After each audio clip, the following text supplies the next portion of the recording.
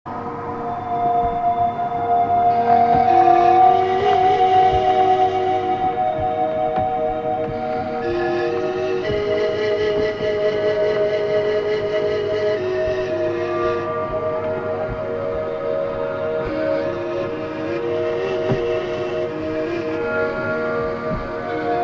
اللہ الرحمن الرحیم۔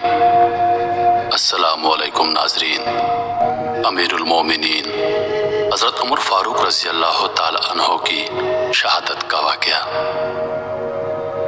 حضرت عمرو بن میمون رضی اللہ تعالی عنہ فرماتے ہیں کہ جس دن حضرت عمر بن خطاب رضی اللہ تعالی عنہ پر حملہ کیا گیا اس دن میں وہی موجود تھا۔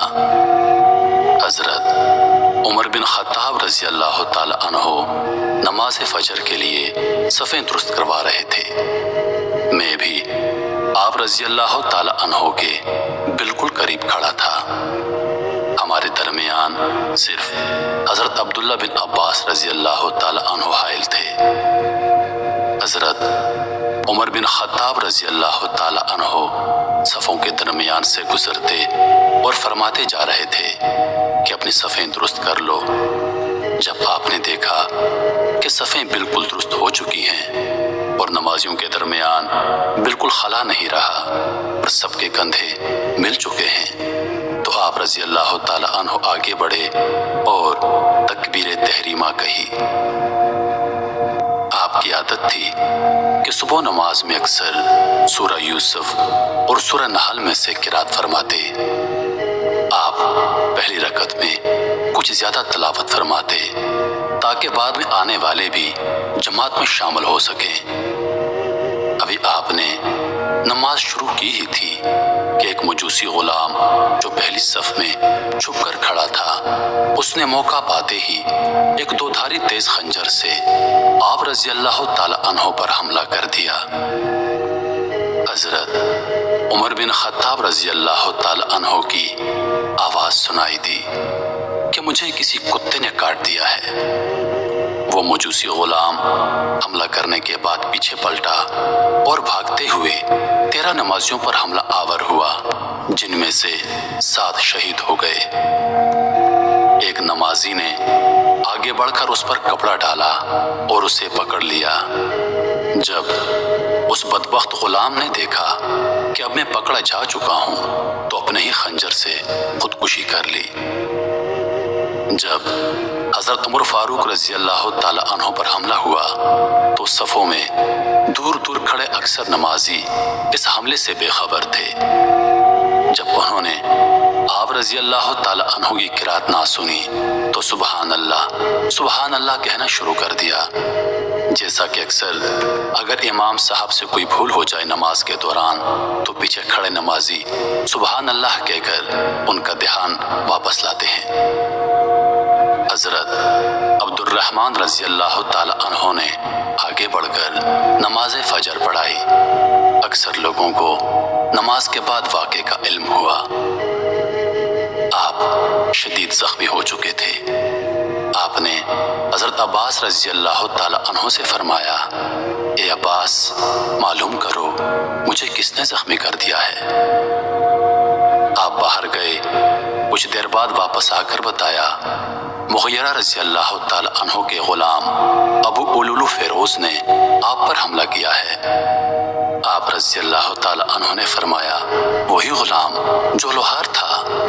حضرت ابن عباس رضی اللہ تعالی عنہ نے جواب دیا، جی ہاں۔ آپ نے کہا اللہ عز و جل اسے غارت کرے، میری اس سے کوئی دشمنی نہیں تھی بلکہ میں نے اسے نیکی کی دعوت دی تھی۔ میں تو اس کے ساتھ بھلائی کا خواہاں تھا۔ اللہ عز و جل کا شکر ہے کہ میں کسی مسلمان کے ہاتھوں زخمی نہیں ہوا۔ پھر آپ رضی اللہ تعالی عنہ کو گھر لے جایا گیا۔ حضرت عمرو بن میمون رضی اللہ تعالی عنہ فرماتے ہیں کہ ہم لوگ بھی آپ رضی اللہ تعالی عنہ کے گھر کی طرف چل دیے۔ لوگوں پر مصیبتوں کا پہاڑ ٹوٹ پڑا تھا۔ گویا اس سے پہلے کبھی بھی ایسی پریشانی اور مصیبت سے دوچار نہ ہوئے تھے۔ لوگ آپ رضی اللہ تعالی عنہ کو تسلی دینے لگے کہ حضور آپ رضی اللہ تعالی عنہ پریشان نہ ہوں، اللہ تعالیٰ آپ کے زخم جلد ٹھیک فرما دیں گے۔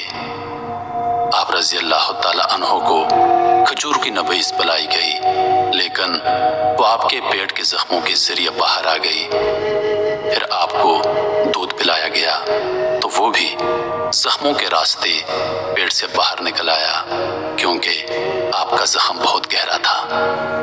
لوگ سمجھ گئے کہ اب ہم آپ رضی اللہ تعالی عنہ کی صحبت سے زیادہ دیر تک فیضیاب نہ ہو سکیں گے۔ پھر لوگوں نے آپ رضی اللہ تعالی عنہ کی تعریف کرنا شروع کر دی۔ ایک نوجوان آ کر کہنے لگا، اے امیر المومنین، آپ کو مبارک ہو کہ عنقریب اللہ عز و جل آپ رضی اللہ تعالی عنہ کو حضور نبی کریم صلی اللہ علیہ وآلہ وسلم اور آپ رضی اللہ تعالی عنہ سے پہلے رحلت فرمانے والے دیگر صحابہ کرام سے ملا دے گا۔ اے امیر المومنین، آپ کو خلافت کا منصب عطا کیا گیا تو آپ نے عدل اور انصاف سے کام لیا۔ آپ رضی اللہ تعالی عنہ ایک اچھے خلیفہ اور لوگوں کے خیرخواہ اور محسن ہیں۔ حضرت عمر رضی اللہ تعالی عنہ نے یہ سن کر ارشاد فرمایا، میں تو اس بات کو پسند کرتا تھا کہ مجھے بقدر کفایت رزق ملے، نہ کوئی میرا مقروض ہو اور نہ ہی میں کسی کا مقروض ہوں۔ پھر وہ نوجوان واپس جانے لگا تو اس کا لباس ٹخنوں سے ذرا نیچے تھا اور زمین پر لگ رہا تھا۔ آپ رضی اللہ تعالی عنہ نے لوگوں سے فرمایا، اس نوجوان کو میرے پاس بلا لو۔ جب وہ نوجوان آپ رضی اللہ تعالی عنہ کی بارگاہ میں حاضر ہوا تو آپ نے بڑی شفقت سے فرمایا، اے بھتیجے، اپنا کپڑا ٹخنوں سے ذرا اونچا کر لے، بے شک اس میں تیرے کپڑوں کی پاکیزگی اور تیرے رب کی بارگاہ میں تیرا یہ عمل تقویٰ اور پرہیزگاری کے زیادہ قریب ہے۔ سبحان اللہ، قربان جائیے ان پاکیزہ ہستیوں کے جذبہ تبلیغ پر کہ آخری لمحات میں بھی نیکی کی دعوت دینا ترک نہ کی، اور اس حالت میں بھی خلاف شرع کام برداشت نہ ہو سکا۔ پھر آپ رضی اللہ تعالی عنہ نے اپنے صاحبزادے سے فرمایا، تم ام المومنین حضرت سیدنا عائشہ صدیقہ رضی اللہ تعالی عنہ کی بارگاہ میں چلے جاؤ اور ان سے عرض کرو، عمر بن خطاب اس بات کی اجازت چاہتا ہے کہ اسے اس کے ساتھیوں کے ساتھ دفن کیا جائے اور حضور صلی اللہ علیہ وآلہ وسلم کے قرب میں جگہ عطا فرمائی جائے۔ حضرت عبداللہ بن عمر رضی اللہ تعالی عنہ حضرت عائشہ صدیقہ رضی اللہ تعالی عنہ کی بارگاہ میں حاضر ہوئے اور سلام عرض کیا۔ آپ رضی اللہ تعالی عنہ رو رہی تھی۔ حضرت عبداللہ بن عمر رضی اللہ تعالی عنہ نے کہا، حضرت عمر بن خطاب رضی اللہ تعالی عنہ آپ کو سلام عرض کر رہے ہیں اور اس بات کی اجازت چاہتے ہیں کہ انہیں ان کے ساتھیوں کے قریب جگہ عطا فرمائی جائے۔ آپ رضی اللہ تعالی عنہ نے یہ سن کر ارشاد فرمایا، یہ جگہ تو میں نے اپنے لیے رکھی تھی، لیکن اب میں یہ جگہ عمر بن خطاب رضی اللہ تعالی عنہ کو ایثار کرتی ہوں، انہیں جا کر یہ خوشخبری سنا دو۔ چنانچہ حضرت عبداللہ بن عمر رضی اللہ تعالی عنہ اجازت لے کر واپس تشریف لائے۔ جب حضرت عمر بن خطاب رضی اللہ تعالی عنہ کو بتایا گیا کہ حضرت عبداللہ بن عمر رضی اللہ تعالی عنہ آ گئے ہیں تو آپ نے فرمایا، مجھے بٹھا دو۔ آپ کو سہارا دے کر بٹھا دیا گیا۔ آپ نے فرمایا، اے میرے بیٹے، کیا خبر لائے ہو؟ حضرت عبداللہ بن عمر رضی اللہ تعالی عنہ نے عرض کی، حضرت عائشہ صدیقہ رضی اللہ تعالی عنہ نے آپ کو اجازت عطا فرما دی ہے، آپ خوش ہو جائیے، جس چیز کو آپ رضی اللہ تعالی عنہ پسند کیا کرتے تھے وہ آپ کو عطا کر دی گئی ہے۔ یہ سن کر آپ نے فرمایا مجھے اس چیز سے زیادہ اور کسی چیز کی فکر نہیں تھی، الحمدللہ مجھے میری پسندیدہ چیز عطا کر دی گئی ہے۔